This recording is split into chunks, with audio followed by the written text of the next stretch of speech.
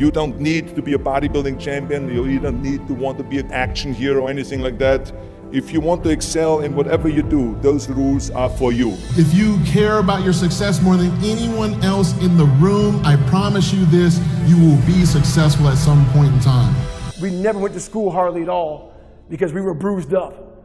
He also believed in just us working the family business. So going to school really didn't happen for me at all.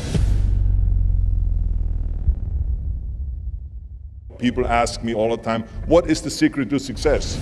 And I always tell them what the short version is, you got to have a 22-inch biceps. And you got to be able to kill predators with your bare hands. And of course, you got to have this charming Austrian accent. That's a given. The long version is that I actually always had 5 rules. You don't need to be a bodybuilding champion. You don't need to want to be an action hero or anything like that. If you want to excel in whatever you do, those rules are for you. So my first rule is find your vision and follow it. If you don't have a goal, if you don't have a vision, you just drift around. You're not going to be happy. I grew up after the Second World War. Austria, right along with Germany, lost the Second World War. There was, of course, depression. There was a terrible economic situation. I wanted to get out of there. I wanted to escape. And luckily, one day in school, I watched a documentary about America. I knew exactly that is where I wanted to end up. The question was just, how do I get there? How do I get to America? No one had the money to travel or anything. But one day, I was fortunate enough to see a bodybuilding magazine. And on the cover was this very muscular guy. Mr. Universe becomes Hercules star. His name was Reg Park. I read the article as fast as I could, learning about how he grew up in Leeds in England, poor, and how he trained 5 hours a day, every single day, and trained and trained and trained, and then he finally became Mr. Great Britain, and then became Mr. Universe. And then he won a second Mr. Universe title and a third Mr. Universe title, and then all of a sudden he landed in Rome in Cinecittà, doing Hercules movies. And as I read, I became more and more certain. I had that vision very clearly laid out, to be a champion on that same stage where he won the Mr. Universe, and then to move to America, then get into movies. From that moment on, everything that I did, no matter how hard I had to work or how much I had to struggle, it didn't matter, because I knew what the purpose was, and I found my passion. Always discover your vision, and the rest will follow. Now my second rule is never ever think small. You have to go and shoot for the stars. I didn't just think about being in movies. No, I wanted to be a movie star. I wanted to have above the title billing. I wanted to become the highest paid entertainer. I basically wanted to be another John Wayne. What's wrong with that? Never think small, think big. My third rule is ignore the naysayers. I think it is natural that when you have a big vision and big dreams and you have big goals, that people are going to say around you, I don't think it can be done. I think it's impossible. I mean, it started right away when I was 15 years old and I became a bodybuilder. Right after the top when I said, I want to be a world champion in bodybuilding, I want to be Mr. Universe. They immediately said, are you crazy? Bodybuilding is an American sport, forget about it, it's nuts. And then when I wanted to go into show business, after I won 13 world championship titles in bodybuilding, I said, I want to be like Reg Park. I want to be a Hercules. I want to get into movies. Well, I tell you, when I met those agents and managers, their reaction was, oh, Arnold, that is so funny. You want to be what, a leading man? Oh, come on. I mean, look, first of all, let's start with your body. You're gigantic. You're like a monster. And then your accent, oh, it gives me the chills just listening to your German bullshit. Come on now. Have you ever seen an international movie star with a German accent? It doesn't happen. Forget about that. And then your name, what is it, Schwarzen, Schnitzel or something like that? People are going to storm the theater and the movie houses because Schwarzen Schnitzel is starring in a movie. Oh yeah, I can see that already. Imagine that. Everywhere I turned, they said, no, it won't happen, it's not going to happen, and forget about it.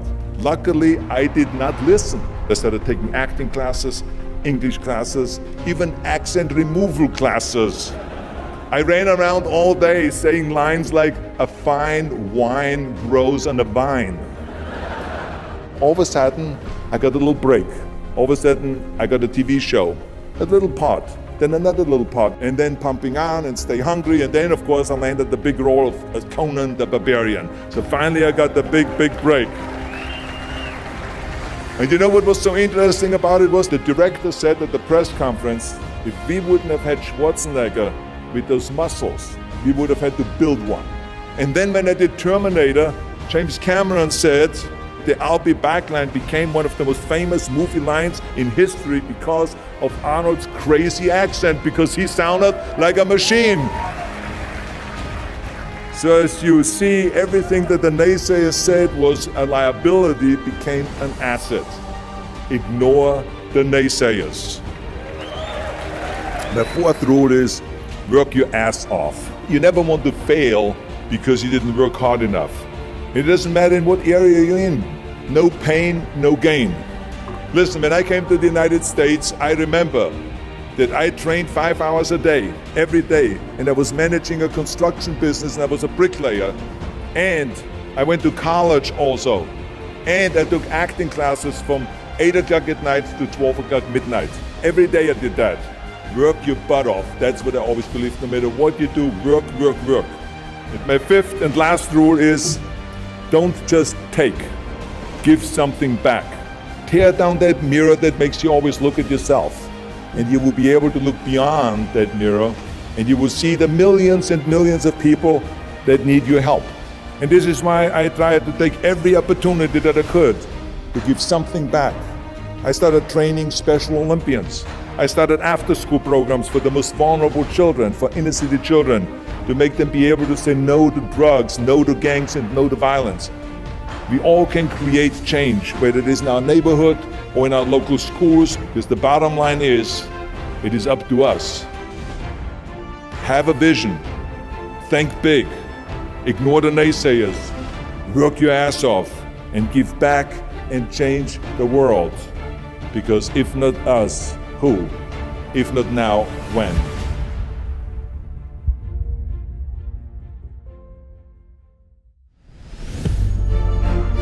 Maybe it's my fault. Maybe I led you to believe it was easy when it wasn't. Maybe I made you think my highlights started at the free throw line and not in the gym.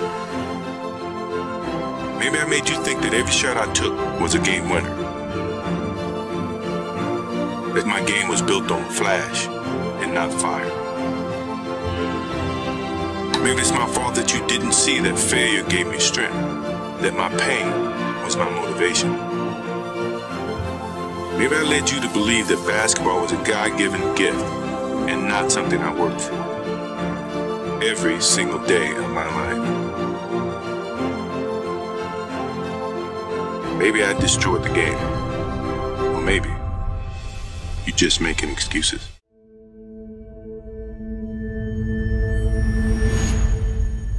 Set, one more rep, just give it everything you got so you can put yourself in the best position to win.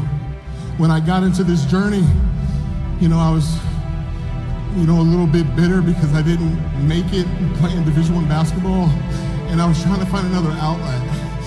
And bodybuilding taught me how to be strong mentally, physically, and emotionally. It taught me how to train hard when no one's in the room, when you're having a bad day, through death, through hardship, through anything that can go wrong. Winning is habitual. If you care about your success more than anyone else in the room, I promise you this, you will be successful at some point in time. It's a marathon, not a sprint, and the measurement of a man is when he gets knocked down, not when he's winning. So I lost a few times. And he always reminded me just to keep on going and be the hardest worker in the room, just like what you say. And when people tell you you can't, you don't look at them. You don't need to look at them. You look in the mirror and you ask yourself, do you give it your all? You look at the mirror and you ask yourself, do you have another rep? You ask yourself, can I go to work when I'm pissed off because I'm about to get fired or something bad happened or lost my girlfriend or whatever it is? You ask yourself, do you have the guts to go after it when no one is watching, no one's patting you on the back, and no one is liking your stuff on freaking social media? If you got the guts to go after it, You can put yourself in best position to win, and that's what I did through this entire prep. It was not easy. A lot of people say, oh, Phil, he's got genetics and this and that. I put that God-given talent to work each and every damn day in the gym. Sometimes life is gonna serve you up some curveballs, but I challenge each and every one of you to step in that batter's box and take a damn swing.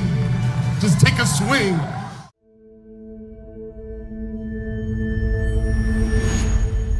I'm good at coaching these kids. I'm trained for that. I'm successful at that. I win everywhere I go. That's what I'm good at. This thing over here, this baseball dream, has never, ever worked. I've wanted to play since I was 5. It's never worked. She said, you better listen to phone calls. They wanted me to come back in 2 days and throw again to see if I could actually throw that harder if my arm had fallen off. Because I'm telling my kids they want me to come back and throw again. My kids go, Coach, you told us if we ever had our dream in front of us, you'd chase it no matter what. 2 days later, I go back and throw again. It rained so hard they had to hand me a brand new baseball every pitch. Slamming up to my knee in mud every time I landed, 98 every pitch. Our big league general manager's there. He goes, you can smile, you're gonna be in Texas tomorrow. And I just looked at him and I was stunned. I was like, what? He goes, you're in the big leagues. I'm trying to process how in 3 months I've lost 60 pounds. I've gone from grading papers, science papers, and report cards to autographs and doing interviews. All because of a group of kids who, when I pushed them, they pushed back. They got their coach to go to the big leagues, who couldn't even believe in himself at the time. My grandfather had this saying. Every day I heard it for 3 years, remember who you are. It took me until years later to get what he meant. Remember who you are is simple. Don't do anything you wouldn't have anybody see you do. It's not what you do when you know people are watching that makes you who you are. It's what you do when nobody's watching you at all. That makes you who you are. That's character. That's my grandparents. And if you make it just about you, you're never going to go anywhere. It's when you make it about something bigger than you. Be a mentor for somebody, be a dream maker, be a team player. Nothing is impossible in this world.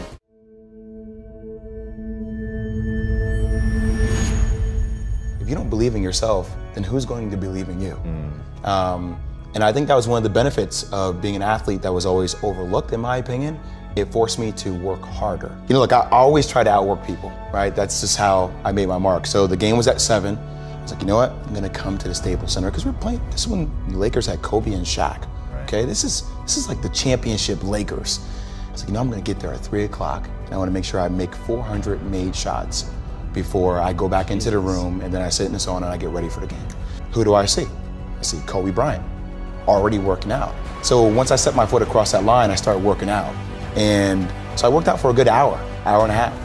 And when I came off, after I was done, I sat down, and of course I still heard the ball bouncing. I looked down, I'm like, this guy's still working out?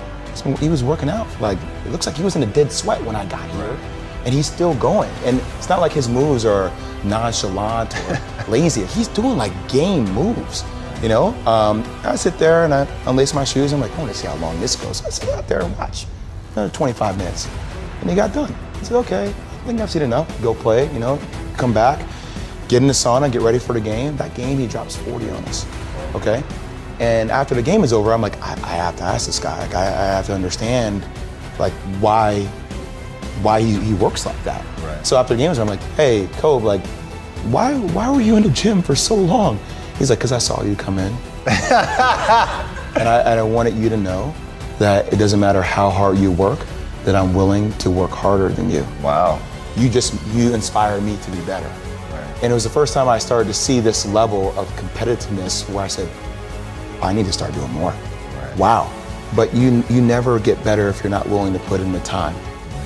And basketball is very similar to the game of life. There's going to be ups and downs.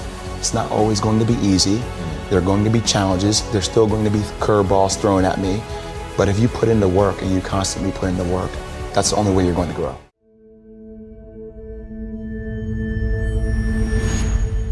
First year at that junior college, I sat the bench the entire season. Not one play.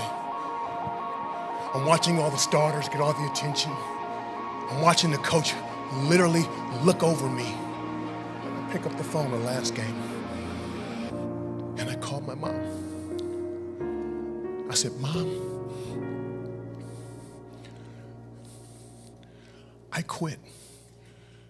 I said, Mom, I want to come home.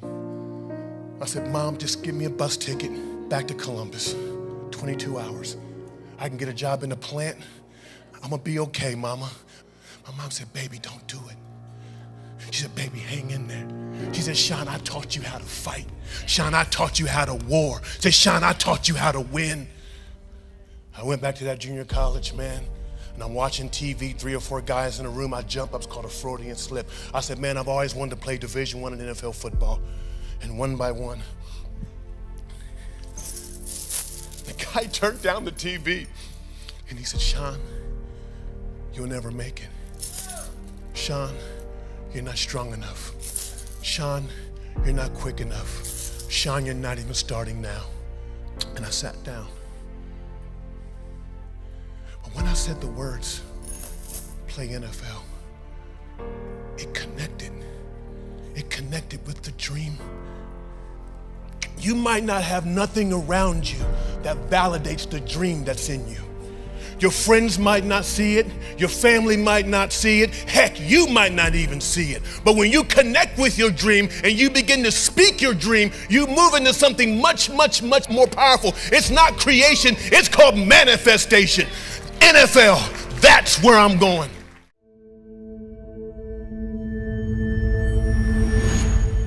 I said, but here's what I need you to do for me. I need you to pick me up every Friday night, work me out every Saturday morning, and you can take me back home after that. I don't need any money, I don't need any clothes.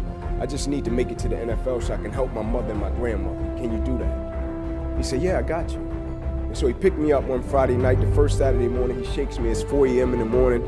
I wake up, I'm wiping the cold out of my eyes. He said, little man, you said you wanted it, right? I said, yes, sir. He said, get up, we're running 2 miles to this fire station, 2 miles back home. I said, okay, let's do it. And so he walks by me and he busted a U-turn and he looked up at me. He said, son, I said, yes, sir. He said, I want you to pull that other person outside of you today. No disrespect. I said, but I don't see another person. I said, so I understand we have different lives and you have a job. And so if you're tired, I get it. You can go back in the house and you can go to sleep, but you're not stopping me from running to this fire station. I'm running to this fire station, whether you go or not. And he looked at me and what he said to me, it pierced my heart in such a way. He said, son, what I'm trying to get you to understand is no matter how hard you work, there is somebody on the inside of you that works even harder. He said, no matter how dedicated you are, there is somebody on the inside of you that's more dedicated. No matter how committed you are, there is somebody on the inside of you that's more committed. And you don't even know what commitment is yet. You think commitment is just saying, yes, I'll do it. But what commitment is staying true to what you said you were going to do long after the mood that you have set it in has left. Meaning on the days when you don't feel like doing what you said you would do, you get up and you do it anyway. That's what builds character. And he said, I need you to understand the concept that there's another person on the inside of you, because one day in your life you will face something that's a lot tougher than you, and your strength and your drive and your commitment and your work ethic won't do it. You will have to realize that it's something on the inside of you that's greater than anything that life can throw at you. And immediately I got it. And so when my life changed, not only did my football career end, I got a paralyzed right arm and hand behind me. Life changed overnight. But I was extremely grateful for it, because the whole time I understood that you have to tap into in order to get through one of the darkest, toughest, roughest moments of your life. There's another person on the inside of you. He knocked my mom out on the top of the stairs. I could see him coming down the stairs, just dragging her. And she was kind of lifeless. And that's when I got off the couch, scared to death, jumped up my father, and he beat the shit out of me. We never went to school hardly at all because we were bruised up. He also believed in just us working the family business. So going to school really didn't happen for me at all. Not only did I take a backseat, I also had a learning disability. I'll never forget in 3rd grade, there was this teacher that was extremely rough on me. And at this time in my life, I did not need this. And she believed I needed to be in a special school because of my learning disability. And this is where I was talking about, people always talk about manage your expectations. This teacher managed my expectations. She saw I had a learning disability. She saw I was socially unable to survive in this world. She saw I was messed up. So she managed my expectations. She said, we need to put David Goggins in a special school. I came from hell. And when you come from hell not knowing how to fight, this is what happens to you. What happens to you is you become a fucked up kid that cannot survive in society. I'll never forget one time during a basketball game, there was this coach, Mr. Trout. He knew me when I was a kid in that school when I was in 3rd grade getting set back. Mr. Trout always loved me. This white man loved the shit out of me. I don't know why he did. but he was my JV basketball coach my sophomore year. The visiting team was at our home stadium.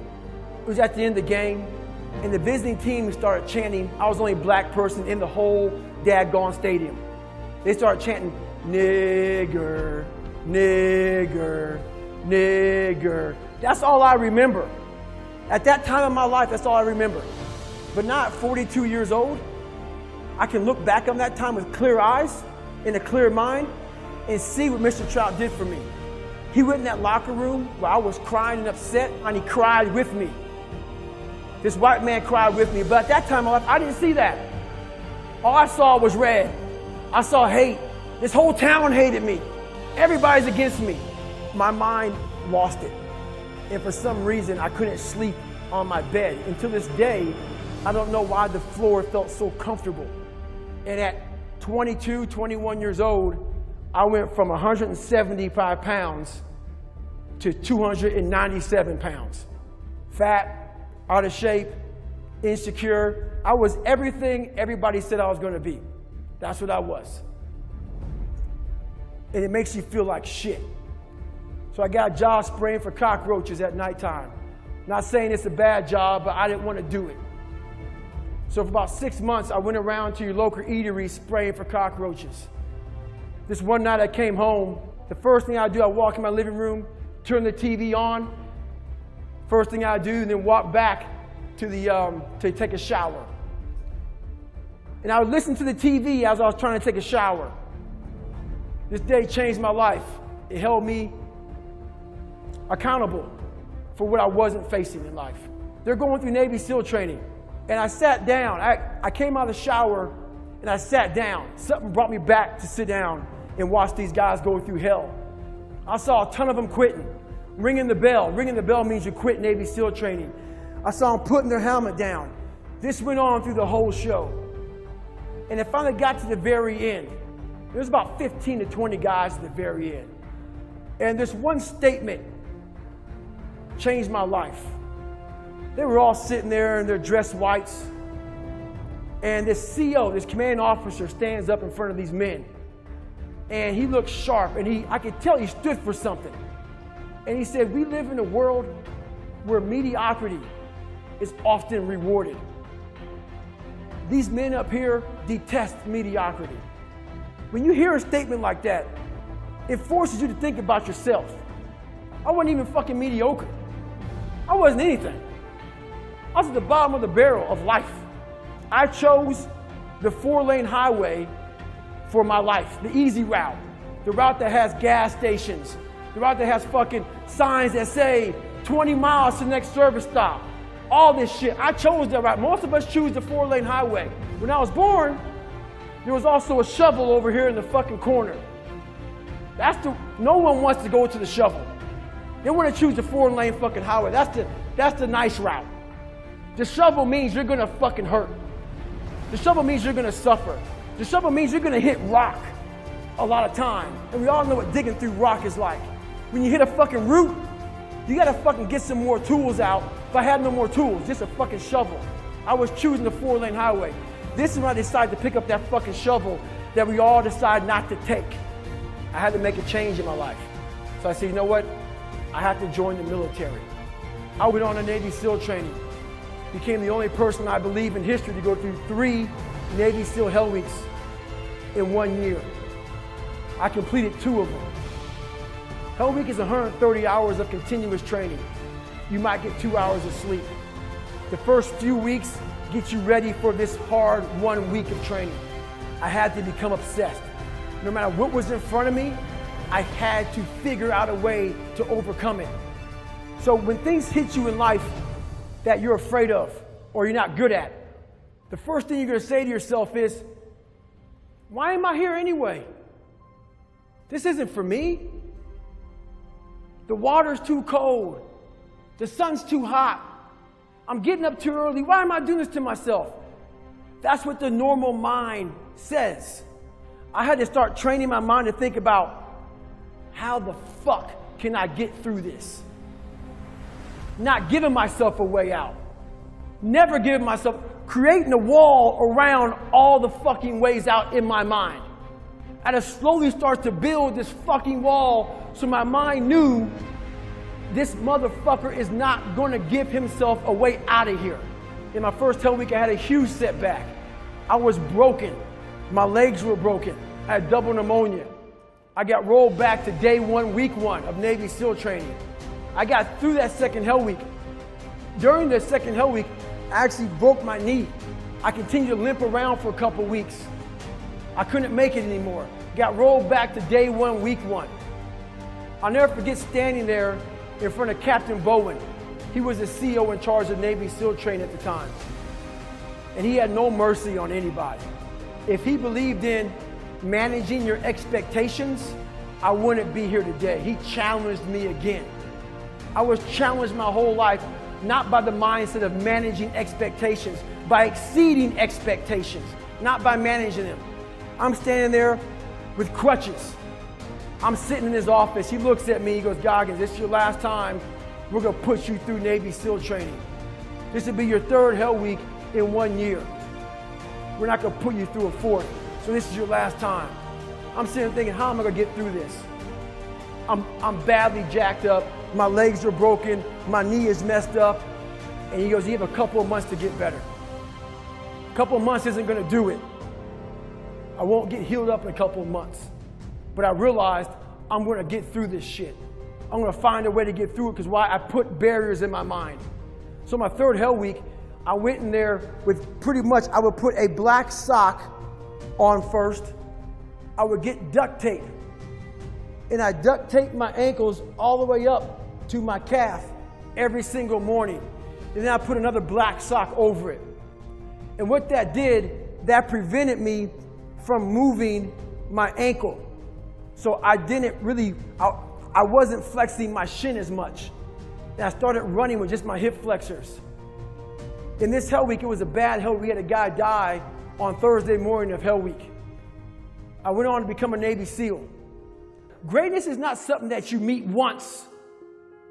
It's something that you meet thousands of fucking times in your life. And you don't reach it if you're not constantly in constant fucking pursuit of fucking greatness.